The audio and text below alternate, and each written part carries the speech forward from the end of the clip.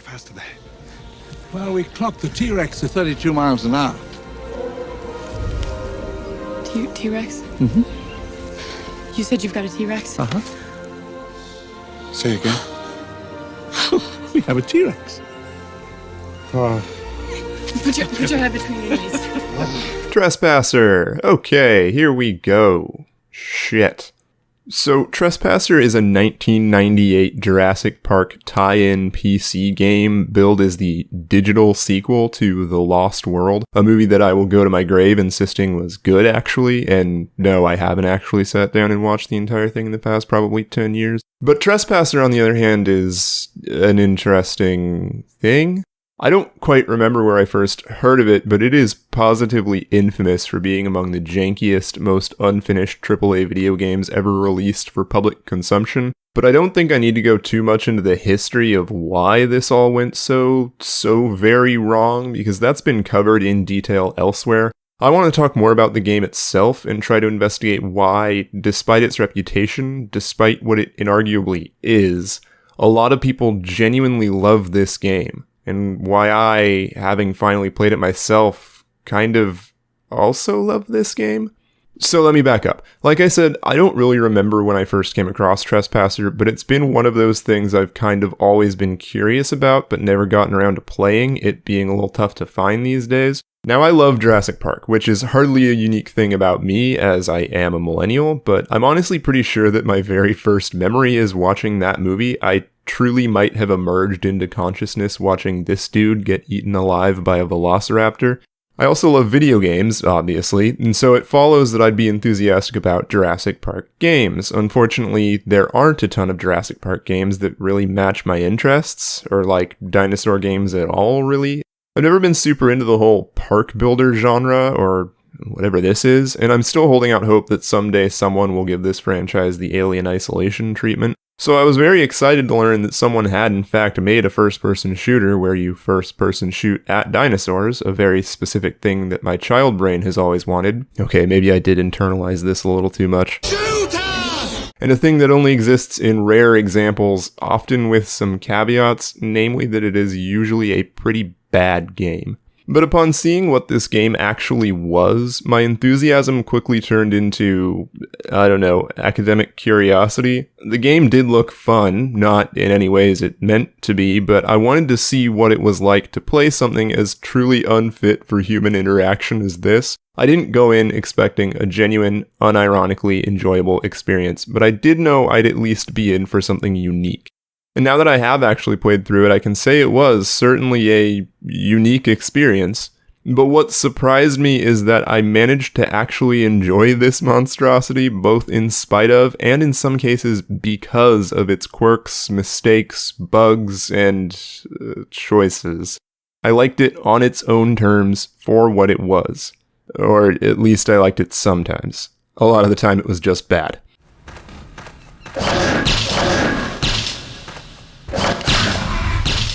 So let me be clear, Trespasser is a bad game. It is not good. There is no way that judging the whole of its contents and design, you could call this a good or even fully functional video game. And if we do call it that, we are setting the bar for this medium way too low. So please, understand that Trespasser is a trash fire, and in order to enjoy it, you have to be diseased of the mind in the same way that I am.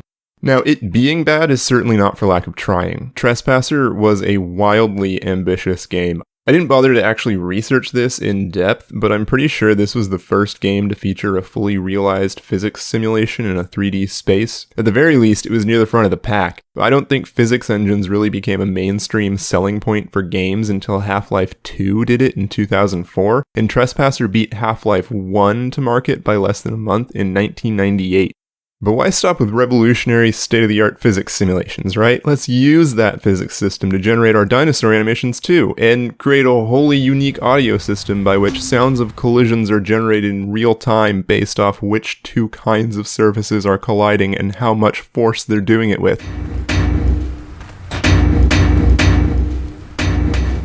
And why go to all this work to create an ultra-realistic game world if you're not going to create an ultra-realistic interface too? So, of course it makes sense to interact with everything with a single arm you extend and manipulate on all axes completely manually, right? This is a good idea, right? Some of these ambitions would be a tall order now, and pretty much all of them were unheard of in 1998, so it should be no surprise that approximately none of them quite worked out as planned. I want to give you a full picture of what's gone wrong here, and I don't really know where to start, so I'm just going to list off everything that comes to mind in no particular order. When you load up the game, something only possible on modern machines, courtesy of a dedicated and still active modding community, the red flags start cropping up quickly. The game starts with a plane crash in which everyone else is seemingly Langoliers out of existence, leaving only you, your right arm, and, you play as a woman named Anne. Anne is a person who was on the plane, and now that plane has crashed on Jurassic Park's Site B is Lasorna, and that's absolutely all there is to the plot. After getting into the game and adjusting to the extremely outdated key binding... Okay, so after starting a new game and changing the extremely outdated key bindings, the first sign that something is amiss is when the game asks you to pick something up by first raising your arm. That there's more than one step to this should make you uneasy, but when you press the associated button and a rigor mortis stiff Frankenstein arm juts out before you, trailed slightly by a limply attached hand, you get a better idea of what specifically you're in for. Moving the mouse moves your arm positionally, pushing a button extends it and grabs things, holding another button and moving your mouse rotates the arm, and holding a third button and moving the mouse rotates your wrist, which, yes, means that you will at times be asked to interface with this game, perhaps even under duress, with no less than 3 simultaneous inputs. Fortunately, you don't usually have to do much with your wrist and arm motion, but the many, many guns you find laying around must be aimed manually with the iron sights, and while they default to something close to alignment, they're never quite right, and will revert to that slightly misaligned preset anytime you drop the gun, which, and we'll come back to this later, will be often. So this is just Surgeon Simulator, but played totally straight. Obviously, the complexity of controlling just one arm precludes management of a second, so Anne's left arm is conspicuously absent from the narrative. This makes moving particularly large objects especially hilarious, and means that two-handed weapons you'd see lesser punk-ass video game protagonists like Master Chief or Doom Guy carefully wield with two hands, Anne easily waves around like they're made of styrofoam. The wonky arm control issue is balanced out, however, by the fact that the dinosaurs appear to be having just as much difficulty as you. I mentioned earlier that whole physics-based procedural animation for the dinosaurs thing, and this is the result of those efforts. Part of the problem is the classic ragdoll physics issue of nothing really being heavy enough. Everything just kind of half floats around like balloon animals. The dinosaurs, big and small, flop strenuously about the island, quapping after you and glitching into themselves and off of physics objects, in a manner that appears far more painful than anything they're capable of doing to you. A small problem with the idea of a Jurassic Park FPS that I always dreamed of as a child is that the tone and themes of the movies is largely at odds with the act of gunning down waves of dinosaurs, something this game doesn't concern itself at all with, but with these dinosaurs in particular, your killing spree seems more like an act of mercy. These creatures do not seem fit to live in our world. The other aspect of this whole immersive, ultra-realistic vibe they were going for is that unlike pretty much every other first-person game at the time, you can actually see your own body, which is an actual physics object that interacts with the world, and also... Yeah, okay, we need to talk about this. I do not understand how this made it into the game. This had to get past so many people, all of whom had to have looked at this and been like, this is fine. No source that I have found on this game has talked about this enough. Like, I feel like we should be way more concerned about this. I don't know what we should do about it, but I don't know. There is supposedly a reason for it. The story I've heard is that because the designers wanted to avoid having any heads-up display elements to distract from the ultra-realism, the solution they came up with to display your health bar was to have a tattoo on Anne's left arm that would change to indicate your status, something that I know is true and ultra-realistic about all of my tattoos. But since the left arm was cut out, they decided to put the tattoo here. Why the right arm wasn't an option is beyond me, as it is still very much present in this game, to a fault even, I'd say. So this explanation wasn't really satisfying to me until I realized there's probably another reason for this bold choice, which is that it conveniently blocks the view of your legs, which, yep, don't exist. Presumably the line in the sand was drawn at procedurally animating legs for a human being, something I feel absolutely cheated out of, so of course it makes sense to just cover those up with something totally normal and inconspicuous. Now, I myself am not a person with boobs, but any of my viewers who are, please comment below and let me know how long it's been since you've been able to perceive your own feet. Your body being a physics object introduces a whole host of problems, though. The collisions between objects in this game are all kinds of wrong, a problem the developers appear to have solved by leaving every object that is supposed to load in touching another object frozen in a state of suspended animation a few inches separated from anything else until acted upon by an outside force. I assumed this is because the alternative was things flying around and sliding off of each other as though everything's covered in butter and full of bouncy balls. But the only real gameplay application for the physics system that they were able to implement was pretty much just a few iterations of the infamous box stacking puzzle, and since Anne is no less slippery and elastic than the rest of the world, every kind of contact you make with these boxes sends them sliding somewhere, making box stacking and climbing unbelievably difficult. So, like the dinosaurs, you too are trapped in your body, fighting against it to achieve your objectives, and not even death will release you. Unless you load a saved game, you get to just sit and watch as velociraptors pantomime eating your corpse, and it also means you can have an immersive and ultra-realistic experience of falling all the way off an entire mountain. Ow.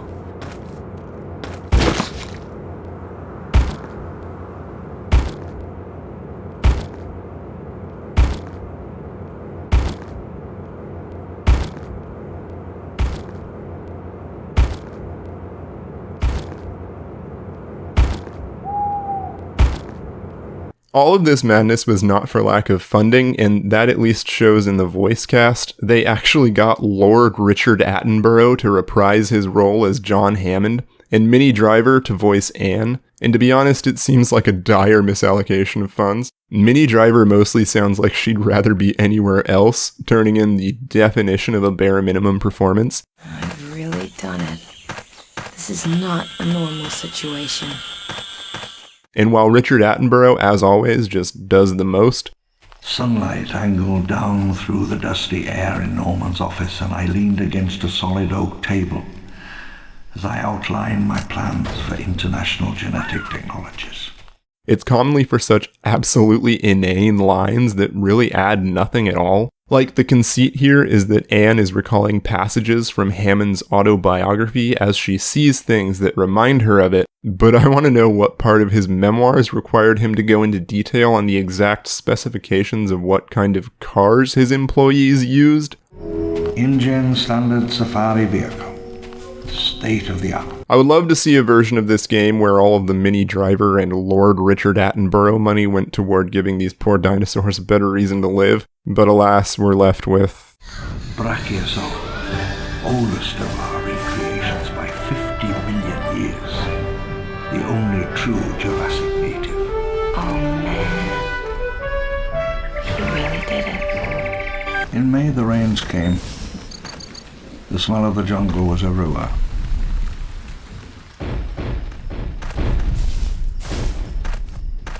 I could go on and on. Honestly, there is just so much so incredibly bad and weird and silly about this game. Like the guns. What the hell is up with the guns? Why are there so many and so many different kinds of guns just laying around literally everywhere? Was Isla Sorna an open carry state? Whose guns are these? No, we need to move on because I want to emphasize something here. You could easily assume that, as is the case with most disasters of this scale, time constraints, studio intervention, or whatever else led to the dev team falling short on any one of these lofty goals. But that isn't really the story of this game's development, and even if it was, I think it's important to remember that there's a difference between bad execution and a bad idea. At any point in development, someone could have said, hey, this hand thing is a very inconvenient way to interact with a video game, and even though it's technically functional, it looks silly as hell, and they could have just turned that raise arm button into a single click, reach out and grab object button. Hell, there's no point in the game where you're even asked to manipulate any object to the degree they've given you the ability to, and yet countless hours of development time and resources were dedicated to making this function a reality. At first glance at their wretched, staggering distortions of dinosaurs, they could have hired an animator, but this development team made choices. This is a choice. They had a vision and they stuck to it in the face of very obvious indications that the choices were bad. It's a downright Don Quixote-esque, or Quixotean? Wait, no, there's a word for this. Quixotic? Quixotic. Are you kidding me? Okay, well, much like Don Quixote, they remain steadfastly committed to their impossibly ambitious ideas, and while it is true that a lot of what's wrong with this game can be attributed to a rushed final stretch of development, ultimately, the developers were unwilling to compromise on certain fundamentally challenging things. And honestly, that's kind of a big part of what I like about this game, what I'd even argue is legitimately good about this game. About half a click. Okay, maybe not good per se, but it is absolutely compelling. Or at least it compelled me, and not even just accidentally. I want to make a quick note here that the version of the game that I played and the one you're seeing footage of right now is modded. I used the Trespasser CE patch from the aforementioned prolific modding community, Trescom, because without it the game would be unplayable on my machine, and even if it ran, it would look like this. I don't know the full implications of this mod. I looked through the features list, and it seems that it largely only addresses graphics, modern functionality, and game-breaking bugs, but don't quote me on that. For the purposes of this video, I'm going to proceed on the assumption that, on a fundamental gameplay level, the game I played is more or less the game that the developers designed and released, if only running more smoothly and at a higher resolution than was possible on release. So with that out of the way, yeah, this game does manage to create moments of genuine tension, excitement, and dare I say, fun. It's not just that it's fun to walk around and shoot dinosaurs. It isn't particularly, at least not in this game. And it's not as though there's some basic, easily replicated element working correctly but buried in a mound of junk mechanics. It is all of those janky, broken, incomplete systems that I spent the last whatever amount of time complaining about, coming together just so and working as designed for a brief instant to show you fleeting images of the game the designers had imagined.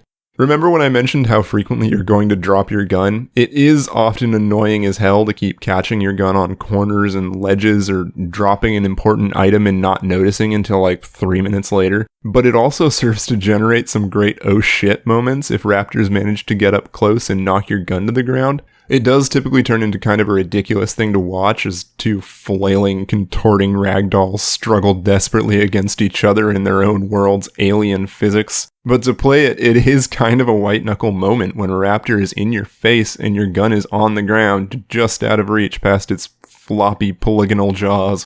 There was even a moment for me when a raptor turned suddenly to flee and tag in a friend after I'd done some damage, and its tail whipping around slapped the shotgun out of my hand. And you really do feel kind of naked without a gun. There's really no other effective way to defend yourself. For all of the abundance of guns laying around, ammo in each is very limited, and one panicky, too close for comfort moment can drain that supply instantly. Despite that comical excess of firearms on the ground, the game has a way of making you wonder where the hell they've all gone right when you need them most. At one point, after being chased into a narrow canyon by a T-Rex, I found myself funneled into a Velociraptor gauntlet and very quickly burned off what little ammo I had, leaving me to proceed on the hope that what I'd find around the next bend was more guns instead of more raptors, and of course I got the raptors. But I was up on a ledge they couldn't reach, and one of the rules of the aforementioned janky physics engine is that the faster an object moves, the more damage it deals on impact, so I dropped rocks on their heads and went on with my day. A couple times I got myself trapped in truck beds or small buildings with little or no ammo and had to pre-plan and execute an escape maneuver that often involved chucking my empty gun at someone's head and bunny hopping away, hoping for the best. But moments like these made me really wish the developers had provided fewer guns overall and trusted players to be creative, because the game's systems absolutely allow it. Something I've heard repeated often in the post-mortem videos I've watched about this game is that the dinosaur AI was initially built around a complicated system by which various drives such as hunger, thirst, aggression, or whatever else would dictate how any given dinosaur would behave, sort of like little prehistoric Sims. But when implemented in early builds, the conflicting inputs just made all the dinosaurs freeze in place, which, relatable, but does not a compelling gameplay experience make. So to solve this in time for release, they just cranked the aggression slider all the way up to 100 and everything else to 0, turning all of the carnivores into mindless killing machines that know only pain and hatred and are therefore useful as a gameplay obstacle. What's weird is, I'm not sure that's quite what happened. Again, I'm playing on a modded copy, but I didn't see anything about adjustments to the dinosaur AI in that feature list, so as far as I know, they're functioning as originally released, and the raptors I interacted with at least seemed to have slightly more complex behaviors than that. The first couple of raptors you see don't necessarily charge up to attack you right away. For me, they seemed to approach cautiously, keeping their distance as they sized me up, a lot like a crow eyeing a dropped Cheeto that's still just a little too close to its original owner for comfort. When they did attack, one shot was often all it took to turn them away. Most encounters ended with the raptor limping away and leaving me alone, but this also wasn't formulaic. Sometimes they would keep up the attack and force me to keep shooting, but a lot of my experience consisted of getting into standoffs with them to keep them at a distance and get them to back off enough for me to escape. And wouldn't you know it, this is actually starting to look a lot like that hypothetical Alien Isolation style Jurassic Park game I wished for several paragraphs ago. There are even multiple different packs of raptors designated by different coloration that seem to behave differently. Midway through the game, these red guys start showing up, and to me at least, they seem to be a lot more aggressive and a little tougher, way less likely to back down even when shot. But then late in the game, these ones start appearing, and while they seemed a little more willing to negotiate than the red ones, they took and dealt out a shit ton more damage. And these dynamics only get more interesting when multiple raptors are involved. Having to split my attention as two raptors each tried to work their way around to my flank, knowing I only had enough ammo to take down one if it came to it, really had me feeling that Chris Pratt, comically hyper-competent zookeeper vibe. Best of all, I even got legitimately clever girled for real in a completely emergent scenario. It was great. Now, caveats here, this may be an element of make-your-own fun relating to my playstyle that not a lot of other people would necessarily experience. I would imagine a lot of players not expecting any complexity in the raptor behavior would just shoot on sight and keep shooting until they dropped or froze solid. But I went in assuming this would be more of a survival horror type game with limited resources and wanted to conserve my ammo, so that reticence to open fire in the first place and general desire to avoid conflict is what led me to have a lot of these more tense, nervous moments. And of course, I may just be reading too much into this. It could just be that the AI is extremely buggy, and what I interpreted as apprehension and alternating fear and aggression was just a script telling the raptor to attack and then glitching out, freezing them in place, then, I don't know, giving them inverted coordinates to move toward in the effort to attack me again. I don't really know. I can't peek under the hood here to see what was actually going on. All I can say is that, for me, it truly felt like I was interacting with a moderately complex artificial intelligence that reacted to my actions and consistently presented me with challenges that I was able to navigate creatively using the systems the game was built around. That's honestly a semi-rare thing even in modern AAA games. And whatever the end result was from a basic gameplay design perspective, we have to acknowledge just how far ahead of its time Trespasser was. The fact that they could render large outdoor environments like this at all, let alone populate them with dynamic physics objects, is genuinely amazing for 1998. I've heard stories of people getting their hands on this game when it was new and just rolling rocks down hills over and over again, tossing boxes around because that seemingly basic functionality was so amazing to see in a video game at the time. And I don't think we would see much in the way of procedural animation in games until like 10 years later when the Euphoria animation thing started showing up in a bunch of Rockstar games. That level of ambition and genuine innovation is not something you see from just any bad game.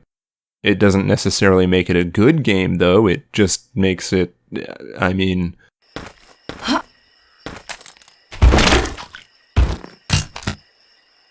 So, Trespasser is a famously bad game, but to me it's bad in some truly fascinating ways that cause it to stumble into being pretty good every once in a while. There are a lot of ways for a game to be bad, but I don't want people to lump Trespasser in with things like the Atari 2600 ET game or whatever other classic tragedies you may think of. Compare even some recent catastrophes like the initial release of Cyberpunk. Cyberpunk was, much like Trespasser, released before it was really finished, and a lot about it was incomplete and inexcusably buggy, but I don't think anyone is going to be celebrating version 1.0 of Cyberpunk and maintaining a passionate modding community for it that is still putting out new content 25 years from now. Modern AAA games, at least in general, don't seem particularly interested in innovating on a gameplay level. The financial stakes have become so high thanks to the rising cost of torturing animators for weeks straight in order to more realistically render horse ballsack shriveling. So for the most part, games need to be able to point to other games that have already sold 16 trillion copies and say, we're like that game in these ways, so we'll sell like that game. Companies are far more willing to spend a ton of money on graphics engines that can more accurately model every individual photon bouncing off a puddle or whatever than they are trying to develop an entirely new idea about how players even interact with a game world. Trespasser represents an era in gaming history when major companies were willing to take risks on this kind of crazy shit, when AAA games were experimenting with the limits of what this medium was capable of. Sure, they were probably just as interested in pushing the limits of what was possible graphically, but games like Trespasser were also exploring how new technology could impact gameplay, not just aesthetics. Cyberpunk may look damn good with ray tracing on, but I just don't know that it did anything especially innovative from a design perspective, so its flaws aren't evidence of out-of-the-box thinking gone wrong, they're just regular boring fuck-ups. They patched Cyberpunk. You can't patch this.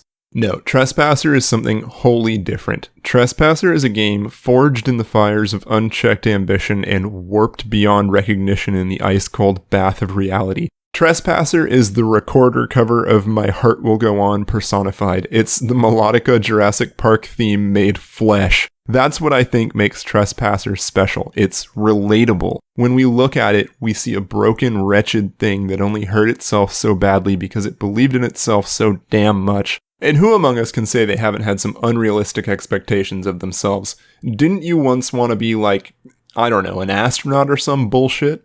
Didn't you want to open a bakery?